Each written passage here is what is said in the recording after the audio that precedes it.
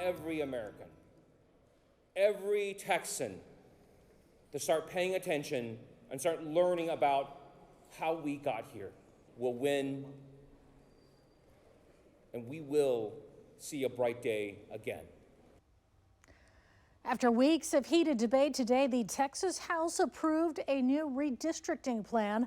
Lawmakers passed House Bill 4, which includes the proposed congressional maps after 8 hours of back and forth across the floor. The plan could give Republicans up to 5 additional seats in Congress ahead of next year's midterms.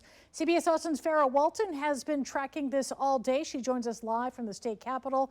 Farrah, you were there as this bill cleared the House.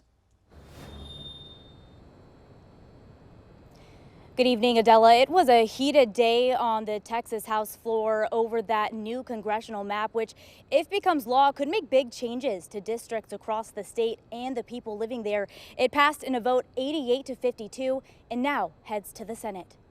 Today, Governor Abbott sold our state capital to Donald Trump.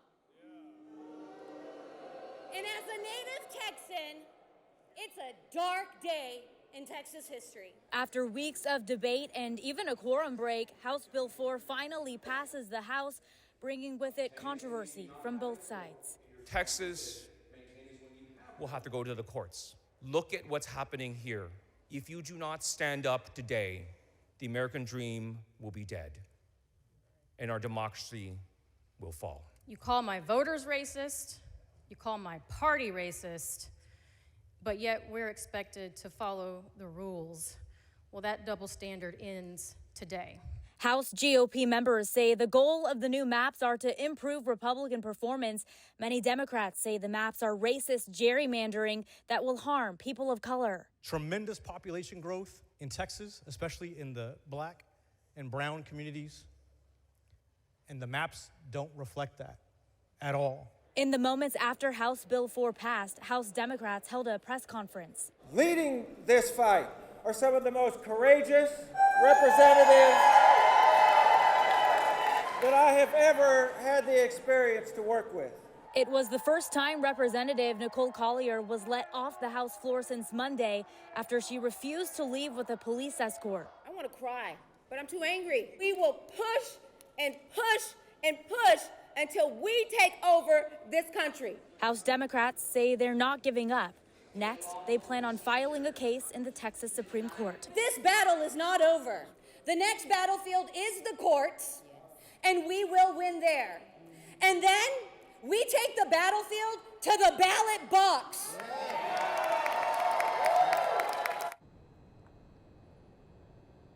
Now, Governor Greg Abbott celebrated the passage of HB 4 on social media tonight, writing, "Congrats to the Texas House on passing the one big beautiful map. It will make Texas and Congress a brighter shade of red." Reporting live outside the Texas State Capitol, Farrah Walton, CBS Austin News. Despite fierce Democratic opposition, Texas Republicans clear a final hurdle, passing the new congressional redistricting maps in the Senate. House Bill 4 is now on its way to Governor Greg Abbott's desk. He says he will swiftly sign that bill into law. CBS Austin's Vinny Martirano is live at the state capitol tonight. Vinny, how are both parties reacting to this? Della, the topic of redistricting has been a battle between the Democrats and Republicans for over a month now. Republicans are excited to see this bill head to the governor's desk, but Democrats say this will only hurt Texas. There being 18 ayes, 11 nays, House Bill 4 is finally passed. The map that will redefine Texas's congressional leadership is on its way to becoming law. Early Saturday morning, the Texas Senate passed House Bill 4 by an 18-11 vote. Redistricting has been a major push from the Republicans since it was introduced in the first special session a month ago. When I reviewed HB 4 and it had 5 new districts that leaned Republican, I considered that to be a worthy goal.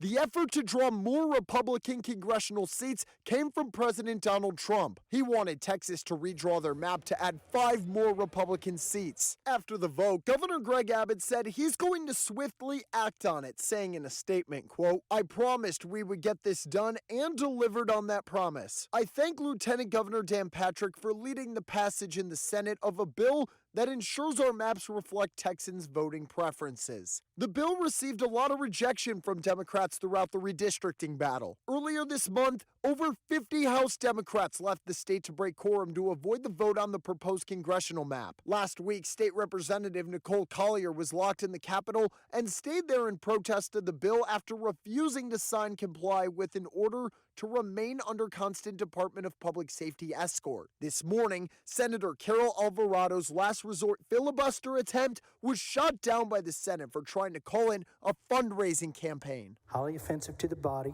violates longstanding traditions, ethics, and decorums of the Texas Senate. Former Travis County Democratic Chair Pooja Sethi says redistricting is only going to hurt Texas. And I think we really need to be aware of the fact that when you're passing maps like this, these racially gerrymandered maps, you are literally silencing the voices of millions of Texans. The National Redistricting Foundation is taking a legal action against the vote, calling it a illegal vote dilution and racial gerrymandering.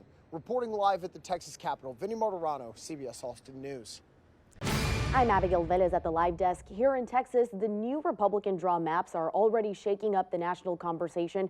And this week, Democrats are meeting in Minneapolis to tackle fundraising, messaging, and party unity ahead of the midterms, with Texas expected to be front and center.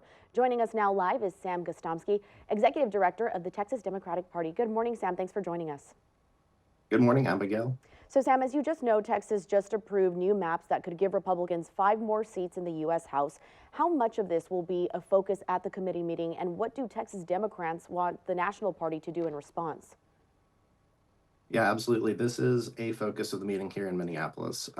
So just for a little bit of background, a DNC meeting is where state party chairs, vice chairs, and executive directors from across the country come together to coordinate on strategy, share ideas, and prepare for the elections ahead, right? The redistricting fight is absolutely top of mind for everybody here. So later today, actually, the full DNC is going to be honoring the Texas House Democratic Caucus for their leadership in stopping the maps in the first special session, and honoring Representative Jean Wu, the caucus chair in particular.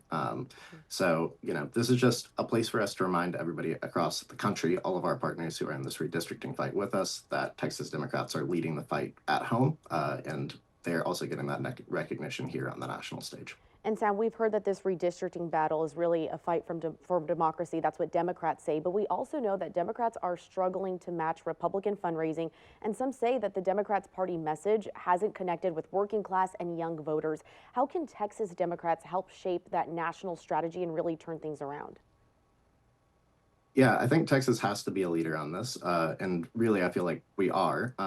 This meeting is actually a place where all of our constituencies get a chance to have a voice and be part of the process, right? In addition to the party leadership that I mentioned, we have our councils representing rural communities, veterans, small businesses, Latino leaders, and more. So it really is a place to make sure everyone in the coalition has a voice. And the goal is clear here in Texas, right? We want to make sure that we kick Donald Trump out of office in 2028, and we build a government that works for working families. So that is a focus for everyone here. People are pulling me aside all the time, talking about how they can help Texas and how Texas can be a leader on this issue. Sam, well, my last question for you is looking ahead with midterms about a year away. Voters are still trying to figure out who they're going to support at the polls, but we know that Republicans are largely leading that charge with the possibility of gaining more seats for U.S. Congress. What's your pitch to voters, particularly Democrats, who may be frustrated or on the fence about turning out to vote? Yeah, I'm really glad you asked that question. Look, this is a fight for our democracy, fundamentally. The way that these maps are drawn, they are the worst maps that have been passed in the United States since Jim Crow. They dilute minority voting power by a ratio of 5 to 1. So that would mean Anglo voters in the state of Texas have 5 times the voting power of minority voters. This is a choice between a democracy that functions for everybody and a democracy that functions for a few folks. So when folks turn out to the polls, my ask to you would be to think about what democracy you want to live in Texas and in the United States going forward. Sam, thank you so much for joining us this morning. We'll be sure to follow up with our Texas lawmakers that are currently in Minneapolis. At the live desk, I'm Abigail Velez.